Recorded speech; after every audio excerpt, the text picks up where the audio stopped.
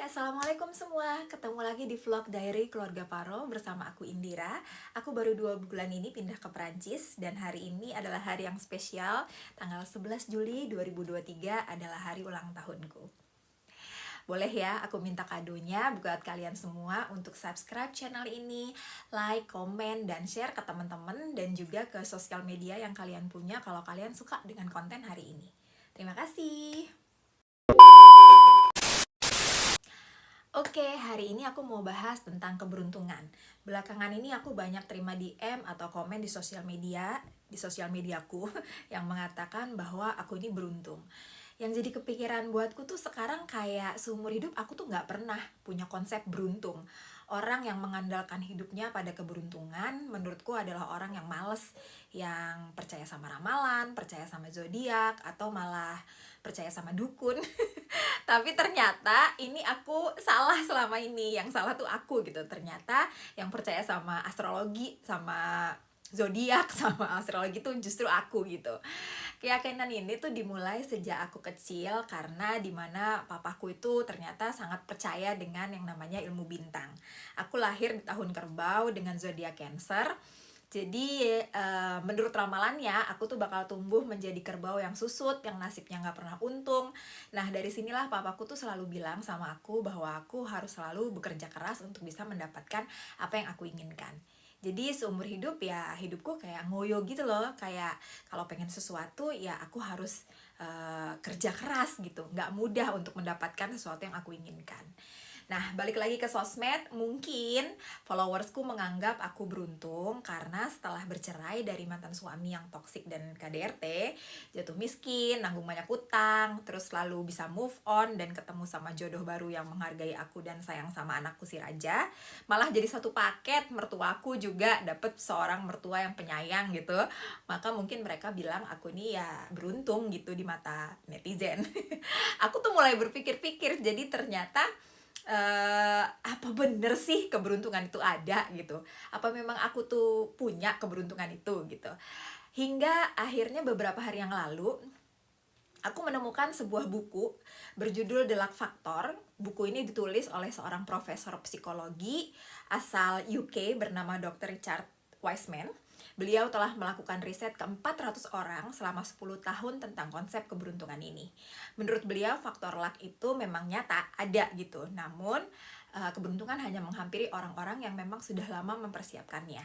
Dengan kata lain sih, keberuntungan itu nggak tiba-tiba datang dari langit gitu loh. Keberuntungan hanya mau mendatangi orang-orang yang secara sengaja, yaitu by design, melakukan serangkaian aksi yang sedemikian rupa sehingga akhirnya orang-orang ini ya berhasil mendapatkan keberuntungan tersebut gitu. Nah, tanpa aku ketahui sebelumnya, ternyata hal-hal yang aku lakukan selama ini untuk sembuh dari trauma, untuk bangkit demi anak, dan akhirnya menemukan kebahagiaan baru itu kurang lebih sama yang ditulis sama Profesor Richard Wiseman dalam bukunya tersebut. Garis besarnya sih ada 3 macam. Yang pertama, menurut buku kita harus memaksimalkan peluang. Tapi dalam perspektif aku, dalam pengalaman aku, ini kusebut dengan teori lempar dadu. Tahu kan, kalau kalian ngelempar dadu main untuk pertama kalinya, kemungkinan mendapatkan dadu angka 6 itu kecil banget. Mungkin butuh lemparan kesekian sampai akhirnya kita mendapatkan dadu dengan angka 6. Jadi sebenarnya yang namanya peluang itu ya kita ciptakan, dan kita pula yang memaksimalkan peluang itu. Dan ini bukan buat mereka yang nggak berani ambil resiko.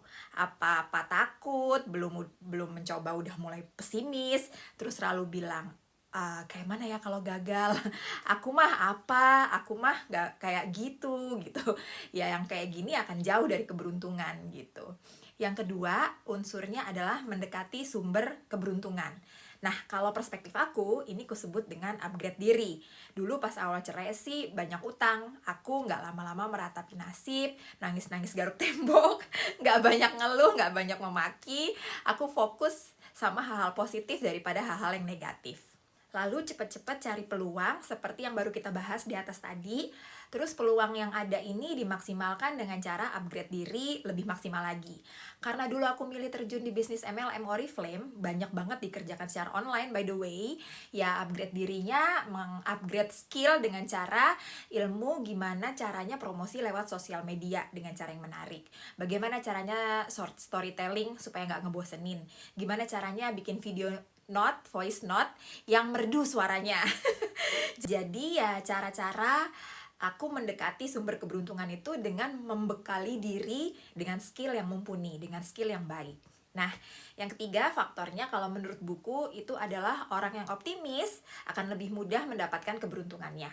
Nah, yang ini aku percaya sih, optimis atau percaya diri ini akan muncul dengan sendirinya loh. Kalau kita udah nggak banyak ngeluh, kita udah lebih banyak gerak daripada rebahan, sudah lebih banyak upgrade diri daripada memaki nasib gitu. Karena jika sudah kayak gitu, otomatis hidup kita tuh akan jadi positive vibes dan optimis tuh datang dengan sendirinya. Nah, orang-orang yang optimis akan lebih banyak bergerak ke arah solusi, sedangkan orang-orang yang pesimis biasanya akan lebih fokus sama potensi gagal. Contohnya ya fokus sama sulit, problem, pikirannya fokus ke arah yang itu-itu mulu gitu, demi membenarkan rasa pesimisnya itu. Makanya dulu setelah aku bercerai, aku berhenti jadi orang yang suka mikir hal-hal yang negatif. Kenapa kayak gitu? Karena ya kalau pikiran kita fokus sama sulit, fokus sama gagal, fokus sama problem yang kayaknya rumit banget, maka pikiran kita tuh bakalan cenderung nggak terbuka pada berbagai kemungkinan jalan keluar yang kreatif dan out of the box. Dan dalam kondisi ini sih potensi untuk mendapatkan keberuntungan ya jadi semakin jauh gitu, semakin kecil gitu. Nah, jadi intinya, gengs, keberuntungan itu hanya masalah attitude. Ada banyak sekali di dunia ini hal-hal yang nggak bisa kontrol dalam kehidupan. Seperti misalnya siapa orang tua kita, siapa jodoh kita, cuaca hari ini bakal jadi seperti apa gitu, kapan dipanggil Tuhan, aduh. Tapi kalau kita mau menerapkan sikap-sikap yang lebih realistis, yang lebih positif dan lebih optimis, good things seperti keberuntungan misalnya will happen to us because I'm one of the lucky one. What do you think? Do you believe in the science of luck?